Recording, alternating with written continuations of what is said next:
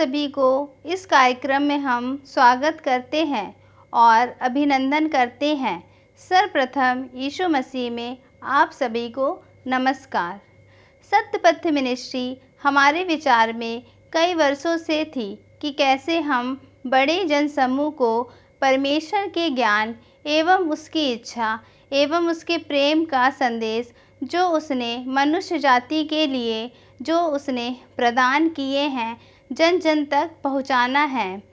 TV channel एक ऐसा माध्यम है जिसके द्वारा हम अपनी इस योजना को सफल रूप दे सकते हैं। सत्यपथ मिनिस्ट्री श्री जेम्स कुरियन एवं उनके दोनों पुत्र जयंत कुरियन एवं जॉन कुरियन, पुत्री ग्रेस तुहिन दास एवं पुत्रवधू कृपा जयंत एवं प्रियंका जॉन कुरियन इसमें सहभागी होंगे। यह कार्यक्रम हर शनिवार को शाम 5 बजे से 5:30 बजे तक प्रस्तुत किया जाएगा। आप सभी से निवेदन है कि इस कार्यक्रम को देखें और आत्मिक लाभ उठाएं। जय मसीह की। आइए हम इस पुराने गीत को गाते हैं जिसका शीर्षक है आभारी हूँ सिर मैं झुकाऊं। आभारी हूँ सिर मैं झुकाऊं, जीवन अर्पण मैं करता हूँ। अमूल्य भेंट इससे अधिक क्या संपूर्ण जीवन मैं सौंपता हूँ। दूर जब जाता हूँ प्रभु के प्रेम से घायल होता प्रभु का मन। अब ना जाऊंगा छोड़ तुझको दूर, मैं सदा तेरे पास रहूंगा मैं। आभारी हूँ सिर मैं झुकाऊं, जीवन अर्पण मैं करता हूँ। अमूल्य भेंट इससे अधिक क्या संपूर्ण जीवन मैं सौंपता हूँ। मन मेरा खींचता जग के विभाव से अभिलाषा जो बांधा मेरा, मसीह के अद्भुत प्रेम के लिए सब बाधा को छोड़ता हूँ मैं। आभारी हूँ सिर मैं झुकाऊं, जीवन अर्पण मैं करता हूँ। अमूल्य भेंट इससे अधिक क्या संपूर्ण जीवन मैं सौंपता हूँ। प्रेम है अगाध प्रभु जो तेरा, सामर्थी हूँ वर्णन के मैं। सदा तक मैं सेवा करूँगा, ऋणी अब हूँ तेरा जो मैं। आभारी हूँ सिर मैं झुकाऊं, जीवन अर्पण मैं करता हूँ। अमूल्य भेंट इससे अधिक क्या संपूर्ण जीवन मैं सौंपता हूँ। संपूर्ण जीवन मैं सौंपता हूँ।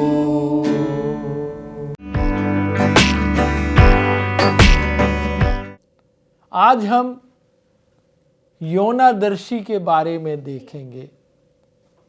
एक छोटी सी किताब पुराने नियम में हमको देखने को मिलती है। ये एक बड़ी छोटी सी किताब होते हुए भी कई दिव्य चमत्कारों से भरी हुई हमको ये किताब देखने को मिलती है। इसमें केवल 4 अध्याय हैं, केवल 4 अध्याय हैं, और इन 4 अध्यायों में हमको बहुत सारी अलौकिक घटनाक्रमों को हम देखते हैं, घटना चक्रों को हम देखते हैं। बहुत छोटी किताबों में से एक किताब है बाइबल की, पवित्र शास्त्र की। इसका जो लेखन है या इसको जिसने लिखा है, कहते हैं कि ये किताब योना ने, उस नबी ने, उस दर्शी ने ही लिखा है, जिसके ऊपर ये सब घटनाएं केंद्रित थी। उसी ने ये किताब को लिखा है। ये किताब को हम पढ़ते हैं तो इसका जो केंद्र बिंदु है या जो सेंट्रल थीम है, वो हम देखते हैं कि केवल एक ही चीज है कि प्रभु की दया अपरंपार है, उसकी तुलना नहीं की जा सकती। प्रभु की दया अपरंपार ही होती है। ये किताब प्रभु के जन्म के 8 शताब्दी पूर्व लिखी गई थी, यानी 800 साल पहले ये किताब लिखी गई है। और ये किताब में जो विवरण है, ये प्रथम विदेशी मिशनरियों में से एक का वर्णन है। प्रथम विदेशी मिशनरियों की घटना का एक किताब है। प्रभु यीशु मसीह ने भी नए नियम में इस दर्शी का उल्लेख किया है और उसके गाड़े जाने और पुनरुत्थान के संदर्भ में मत्ती अध्याय 12 के 38 से 42 पदों में इसका उल्लेख हमको मिलता है। ये एक सत्य घटना है। ये घटना में कोई मनगढ़ंत बातें नहीं लिखी गई हैं, कोई मिथ नहीं फैलाया गया है। सत्य घटना में आधारित एक ये अद्भुत किताब है। ऐतिहासिक इसमें तथ्य हैं, हिस्टोरिकल फैक्ट्स हैं। ये किताब हमको जब हम पढ़ते हैं तो हमारा मन ये कहने को कहता है कि प्रभु की दया बहुत अपरंपार होती है। हम देखते हैं कि ये जो दर्शी था योना, वो परमेश्वर की आज्ञा का उल्लंघन करता है। परमेश्वर ने कहा कि तू निनवे शहर में जा। साफ शब्दों में परमेश्वर ने उससे कहा कि हे दर्शी, उठ और उस निनवे शहर को जा जिसको मैं नष्ट करना चाहता हूं। एक बार उनको प्रभु का वचन सुनाओ, प्रभु के बारे में कहो कि वे लोग पश्चाताप करें, प्रभु की ओर फिरें और परमेश्वर की दया उन पर हो। और वो शहर, वहाँ पर जितने प्राणी हैं, वहाँ पर जितनी वनस्पति है, वहाँ पर जितने जलचर हैं, सब नष्ट होने से बच जाएं।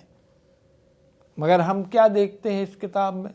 जब हम पढ़ते हैं तो क्या होता है कि योना जो नबी था, जो परमेश्वर का भक्त था, परमेश्वर के वचनों को जानने वाला था, परमेश्वर की दया को पहचानने वाला था, वो निनवे शहर को नहीं जाता है, वो विपरीत दिशा में अपना रास्ता ले लेता है, वो समुद्री यात्रा करता है।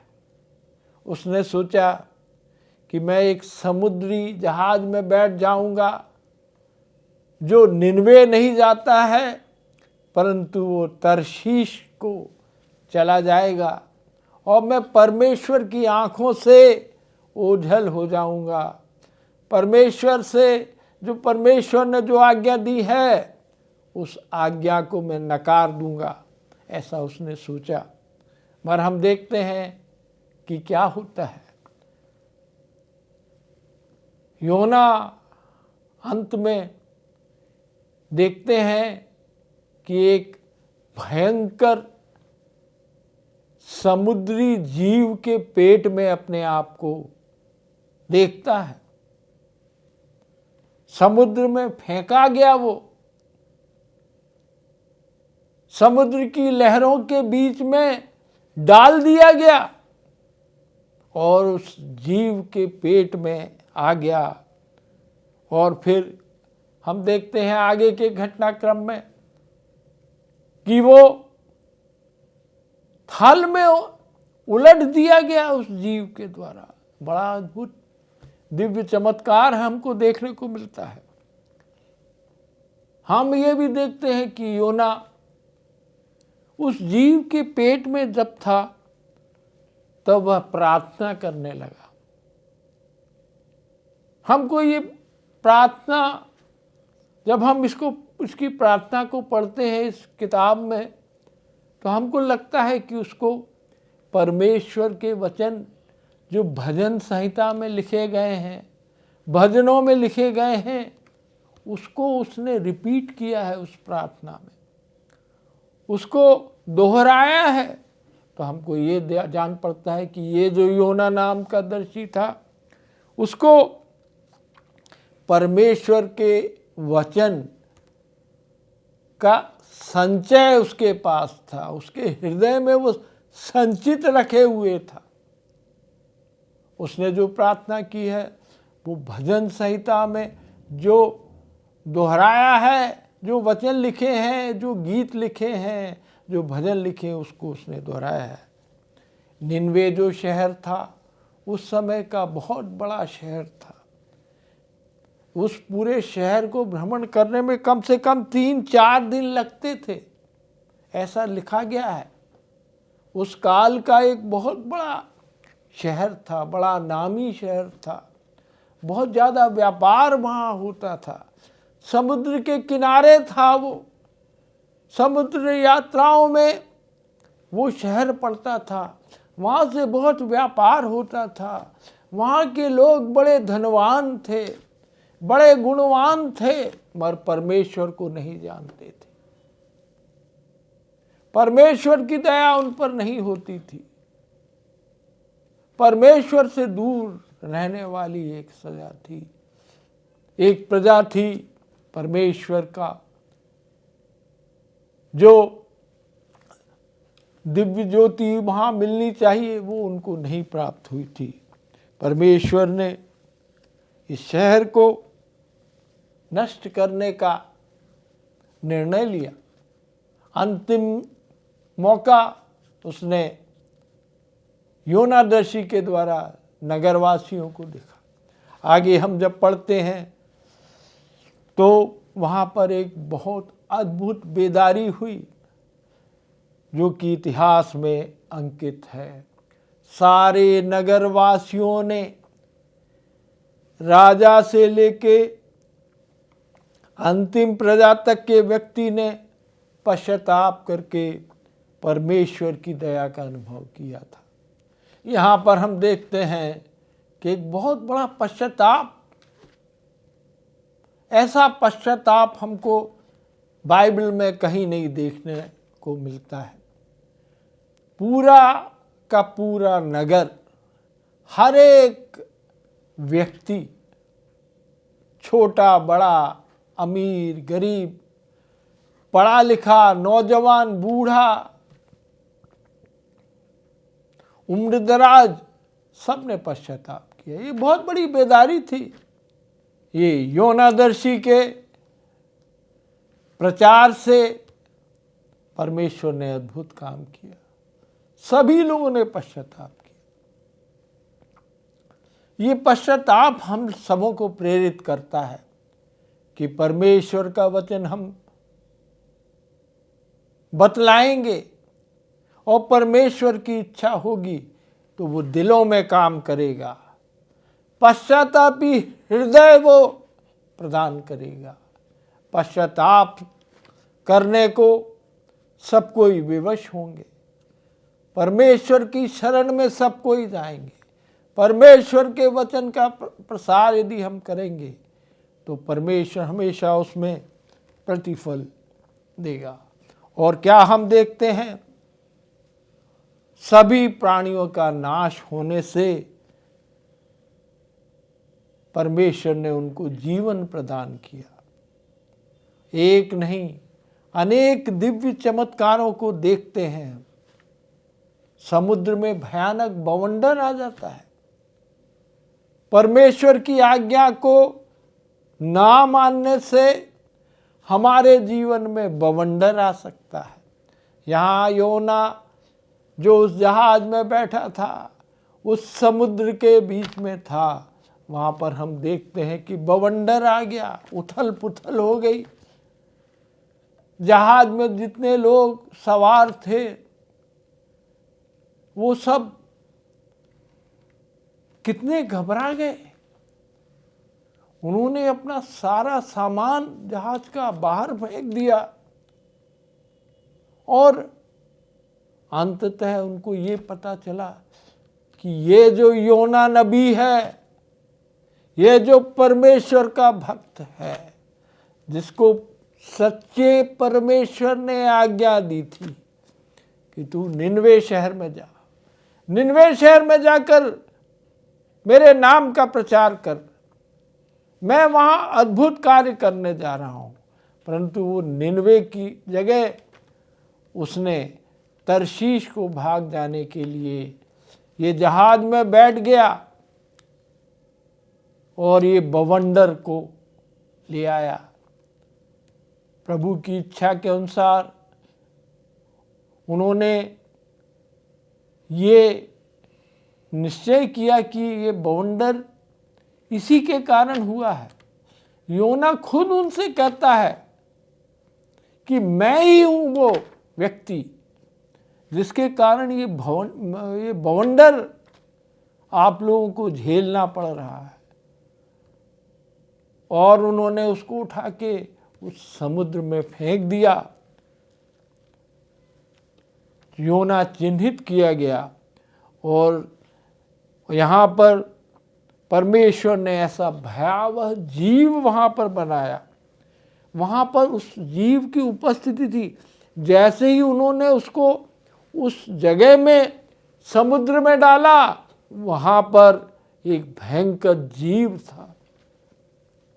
इतना बड़ा जीव था कि उसने योना को निगल लिया। योना उसके पेट में चला गया और हम देखते हैं कि मछली के पेट में ये जीवित था, मरा नहीं, वहाँ पर सचेत था। उसने अपने पूरे मन से दुहाई दी। परमेश्वर ने उसकी याचना को सुना। उसने अपनी गलती मानी और तरशीश भागने के बजाय वो निनवे शहर में वो जीव था, उस बवंडर से निकल के वो निनवे शहर के किनारे आ गया।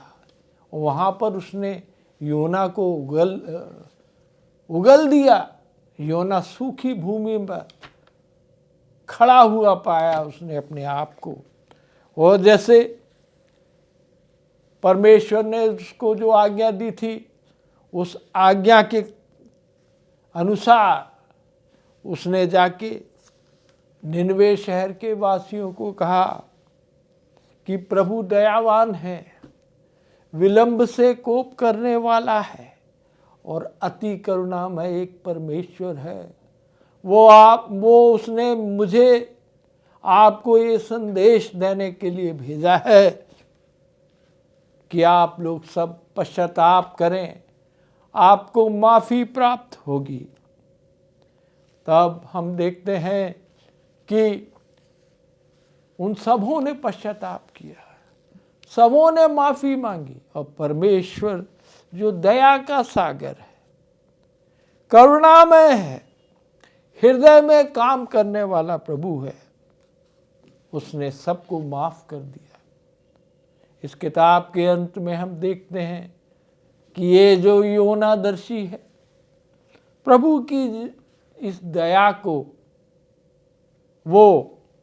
उसको अच्छा नहीं लगा। वो दर्शी चाहता था कि उनका नाश हो जाए, और वो परमेश्वर से वाद विवाद करने लगा। और वो एक तथ्य कहता है, वो कहता है कि मैं जानता हूं प्रभु, हे प्रभु मैं जानता हूं, मैं इसलिए तरशीश को भाग रहा था, मैं निनवे नहीं जाना चाहता था, मैं तरशीश की ओर भागना चाहता था, क्योंकि मुझे मालूम है तू अति करुणामय है, दयावान है, पश्चातापी हृदय को माफ करने वाला ईश्वर है। कैसा महान है हमारा ईश्वर, अपना ईश्वर, उसके शरण में हमको आना चाहिए, सच्चे दिल से उसके पास आना चाहिए, और हमको प्रभु की दया हमेशा प्राप्त होगी। ये किताब को पढ़ते समय हमको अनेक चमत्कारों को देखने को मिलता है।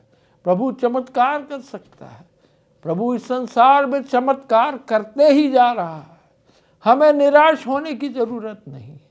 हम प्रभु का वचन सुनाएंगे तो उसमें ज़रूर पश्चातापी हृदय उसमें से निकलेंगे और अपने अपने पापों को, गुनाहों को मान लेंगे, और प्रभु सबके ऊपर दया करेगा। प्रार्थना हर जगह हम कर सकते हैं, चाहे हम कैसी भी स्थिति में। एक और चीज़ है जो बड़ी महत्वपूर्ण है कि प्रभु हम लोगों की प्रार्थना हर समय करता, हर स्थिति में, हर अवस्था में प्रभु हमारी प्रार्थना को सुनता है और हमको शांति देता है, हमारे पापों को क्षमा करता है। प्रभु इन सब वचनों से हम सबों को प्रेरित करे। एक छोटी सी किताब है, इस किताब को पढ़ने से हमको, यदि हम लिखने बैठें कि इसमें कितने चमत्कार हैं, तो उसमें हमको लिखते ही चले जाना पड़ेगा। एक नहीं, अनेक नहीं, कई तरह के हमको चमत्कार देखने को मिलेंगे, और प्रभु हमारी इसमें रक्षा रखवाली करे, नेकोपद्र करे। इस किताब को आप लोग हमेशा पढ़िए, क्योंकि पश्चाताप करने वाले हृदय में परमेश्वर काम करता है। परमेश्वर सबों के दिलों को जानता है, परमेश्वर सबों पर कार्य कर सकता है। सारी परिस्थिति कैसी भी हो, कैसे भी लोग हों, चाहे कितने घोर पापी हों, परमेश्वर की शरण में जो जाएगा उसकी दया उस पर होगी, और वो अपरंपार दया हम सबों पर वो करता चला आ रहा है। एक बार हम इस शहर के बारे में हम देखते हैं कि थोड़े दिनों बाद जब एक और दर्शी आया, नहूम दर्शी, उसकी किताब को जब हम पढ़ते हैं तो उस किताब में लिखा है कि इस शहर का अंत हो जाएगा। ये शहर फिर से वो पाप में घुस गया। प्रभु का इतना दिव्य चमत्कार होने के बावजूद भी वो पाप में फिर से फंस गया, और परमेश्वर ने अंत में इस शहर को नष्ट किया। तब सबने, परंतु हम देखते हैं कि योना के द्वारा जब प्रभु की आज्ञा वहाँ हुई तो उन्होंने सामने मनों को परिवर्तित किया और पश्चाताप किया, और सबों ने अपने अपने पापों से मुक्ति पाई। इस किताब के द्वारा हमको ये देखने को मिलता है कि प्रभु की इच्छा से ही हमको अपने मार्ग को आगे बढ़ाना है, हमको आगे बढ़ना है। हम यदि प्रभु की इच्छा के विरोध में कोई भी कदम उठाएंगे, वो हमारे सफल नहीं होंगे। प्रभु की इच्छा को हमको सर्वोपरि रखना पड़ेगा, सर्वोपरि आगे बढ़ाते जाना चाहिए। प्रभु दयावान है, विलंब से कोप करने वाला है, अति करुणामय है, प्रार्थनाओं को सुनने वाला ईश्वर है। उसके कान उसके पश्चातापी हृदय को सुनने वाले उसके कान हैं। वो सब पर दया कर सकता है। उसकी दया अपरंपार है। उसकी दया के लिए सभी लोग पात्र हैं। सभी को सच्चे मन से प्रभु के पास आना है, प्रभु की उपस्थिति में आना है। यहाँ पर हम देखते हैं कि वो निनवे शहर ने अपने ऊपर जो वस्त्र थे वो वस्त्र को उतार कर टाट बांध लिया। टाट यानी बोरा जिसको हम बोलते हैं, जूट का बोरा जिसको हम बोलते हैं, जिसमें हम गेहूं भरते हैं, अनाज भरते हैं। कितना खुरदुरा होता है, उसमें कोई सुंदरता नहीं रहती है, वो गड़ता है शरीर। हम देखते हैं कि राजा से लेके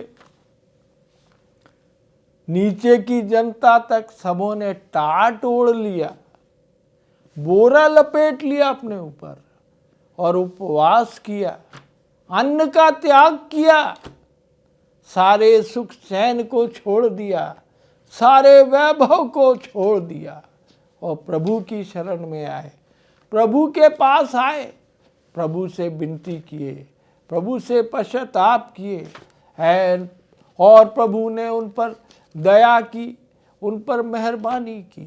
प्रभु आज भी वैसा ही प्रभु है, हम पर दया करने वाला, मेहरबान, हमारे पापों को क्षमा करने वाला परमेश्वर है। परमेश्वर इन वचनों पर हम सबों को आशीष दे। आमीन। आइए हम प्रार्थना करते हैं। हे परमेश्वर, आपने ये जीवन हमें दिया है पिता, उसके लिए धन्यवाद करते हैं।